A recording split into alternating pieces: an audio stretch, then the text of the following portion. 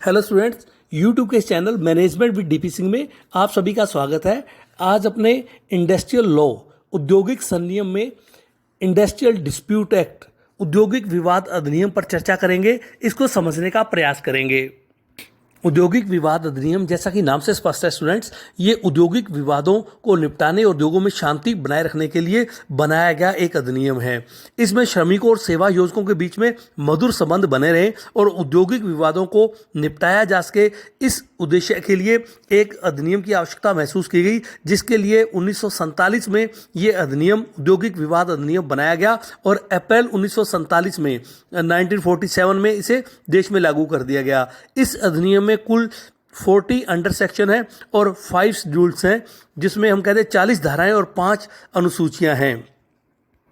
औद्योगिक विवाद अधिनियम का प्रमुख उद्देश्य है सेवा योजकों, एम्प्लॉयर कह दें, और एम्प्लॉइज के बीच में सौहार्दपूर्ण संबंधों की स्थापना करना, देश में औद्योगिक शांति बनाए रखना और इसके साथ साथ जो विवाद उत्पन्न होते हैं उसके निपटाने की प्रभावकारी व्यवस्था करना, हड़ताल और तालाबंदियों पर प्रतिबंध लगाना, उन्हें निषेध करना या छंटनी किए गए जो कर्मचारी हैं उनकी क्षतिपूर्ति दिलाना, ले ऑफ या काम बंदी संबंधी नियमों की व्यवस्था करना, इन उद्देश्यों से इस अधिनियम को बनाया गया।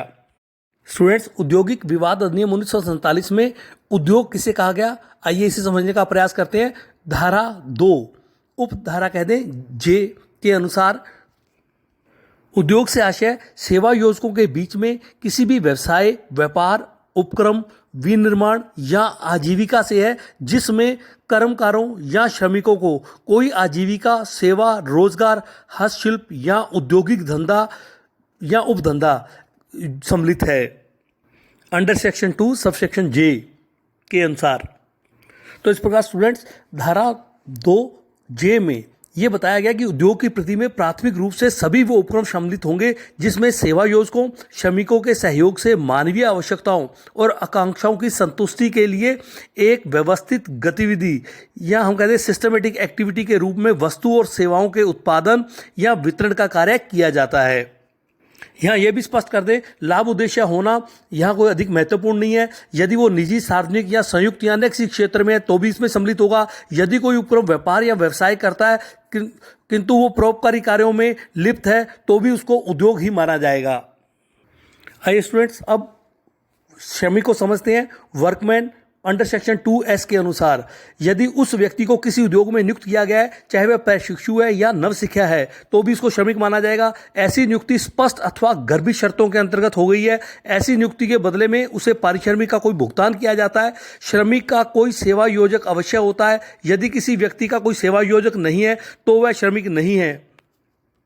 इसी प्रकार स्टूडेंट्स, यहाँ वेजी से हमारा अभिप्राय इस अधिनियम में औद्योगिक विवाद अधिनियम की धारा 2R के अनुसार मजदूरी से तात्पर्य उस कुल पारिश्रमिक से है जिसे मुद्रा के रूप में व्यक्त किया जा सकता हो और जो सेवा की स्पष्ट अथवा गर्भित शर्तों के अंतर्गत किए गए कार्य के संबंध में देय हो, तो उसको अपने मजदूरी मानेंगे। आइए स्टूडेंट्स, औद्योगिक विवाद अधिनियम के अनुसार औद्योगिक विवाद किसे कहा जाएगा, इसे समझने का प्रयास करते हैं। औद्योगिक विवाद अधिनियम industrial dispute act 1947 under section 2K के अनुसार औद्योगिक विवाद का हमारा तात्पर्य सेवा योजकों एवं सेवा योजकों के बीच, एम्प्लॉयर कह दें, सेवा योजकों और श्रमिकों के बीच या श्रमिकों और श्रमिकों के बीच किसी मतभेद, झगड़े से है जो किसी व्यक्ति के एम्प्लॉयमेंट अथवा नॉन एम्प्लॉयमेंट या सर्विस कंडीशन या हम कहते हैं वर्किंग कंडीशन से संबंधित होता है। स्टूडेंट्स, अब औद्योगिक विवाद के क्या लक्षण है, कैरेक्टरिस्टिक्स हैं, इसको समझने का प्रयास करते हैं।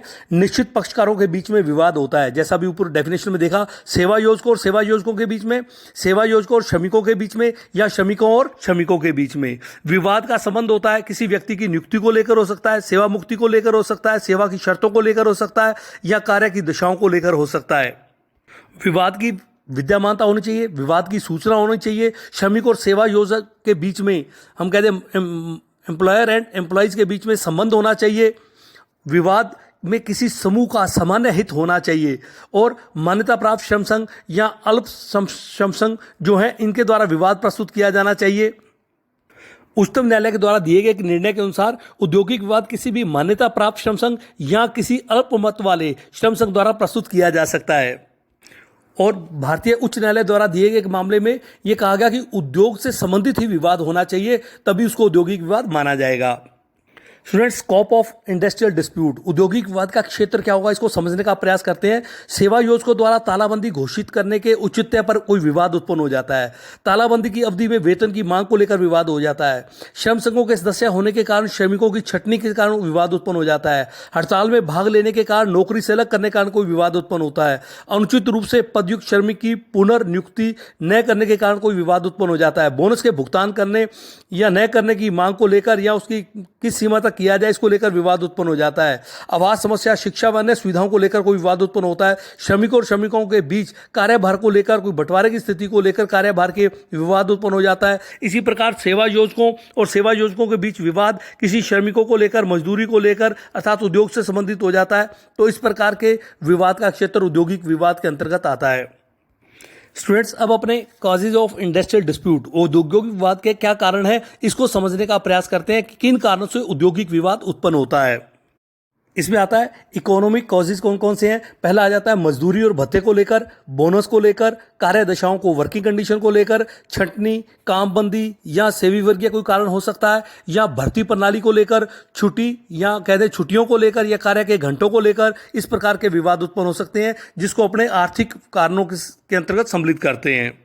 इसी प्रकार लीगल कॉजेज को देखते हैं तो उसमें जैसे मांग पत्र प्रस्तुत करना, अनुशासनहीनता या हम कहते हैं हिंसा के कारण से, या कानूनों को क्रियान्वयन न करना, सेवा योजकों द्वारा कोई कानून लागू न करना, स्थायी आदेशों, सेवा शर्तों या सुरक्षा उपायों की अवहेलना कर देना, उनको नहीं मानना। इसी प्रकार न्यायिक निर्णयों को नहीं मानना, श्रम समझौतों को लागू नहीं करना, ये वैधानिक कारणों में आते हैं। थर्ड इसमें आता है मैनेजरियल एंड टेक्निकल कॉजेज, तो उसमें परस्पर विरोधी हित का होना, कर्मचारियों और नेताओं का उत्पीड़न होना, या हम कहते हैं कमजोर श्रम संघों का होना, श्रम संघों को मान्यता न देना, अयोग्य व अपरिपक्व नेतृत्व का होना, श्रम संघों में निरीक्षकों द्वारा दुर्व्यवहार करना, प्रबंधकों द्वारा असहानुभूतिपूर्ण व्यवहार अपनाना, प्रबंध में हिस्सेदारी न देना, या हम कहते हैं सामूहिक सौदेबाजी है, इसको लेकर, निर्माण प्रक्रिया में परिवर्तन को लेकर, किसी स्थान परिवर्तन को लेकर, इस प्रकार के प्रबंधकीय और तकनीकी कारण हो सकते हैं औद्योगिक विवाद के। इसी प्रकार पॉलिटिकल कॉजेज आ जाता है जिसमें सरकार विरोधी हड़तालें करना, सरकार की नीतियों का विरोध करना, राजनीतिक प्रभाव होने के कारण से श्रम संघों द्वारा उसमें राजनीतिक दलों को सपोर्ट करना, नेताओं की गिरफ्तारी पर प्रदर्शन करना, अन्य प्रकार के सहानुभूति प्रदर्शन करना, ये राजनीतिक कारण हो सकते हैं औद्योगिक विवाद के।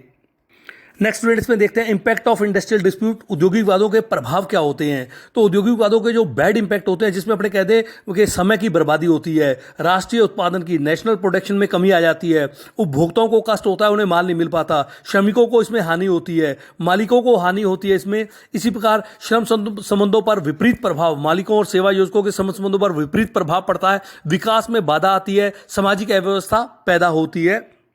इसी प्रकार स्टूडेंट्स में कुछ फेवरेबल इंपैक्ट्स होते हैं जिसमें अपने कहते हैं कि इस प्रकार के औद्योगिक विवादों से श्रमिकों की एकता में वृद्धि होती है, उनके मजदूरी हितों में वृद्धि होती है, प्रबंध में हिस्सेदारी प्राप्त होती है, सामूहिक सौदेबाजी में शक्ति की मजबूती होती है, श्रम संघों को मान्यता प्राप्त होती है, श्रम संघों का विकास और प्रगति होती है, श्रम विवादों का निर्माण होता है या उसको अपनी बात कहने का अधिकार होता है, और सेवा योजकों द्वारा सहानुभूति व्यवहार अपनाया जाता है।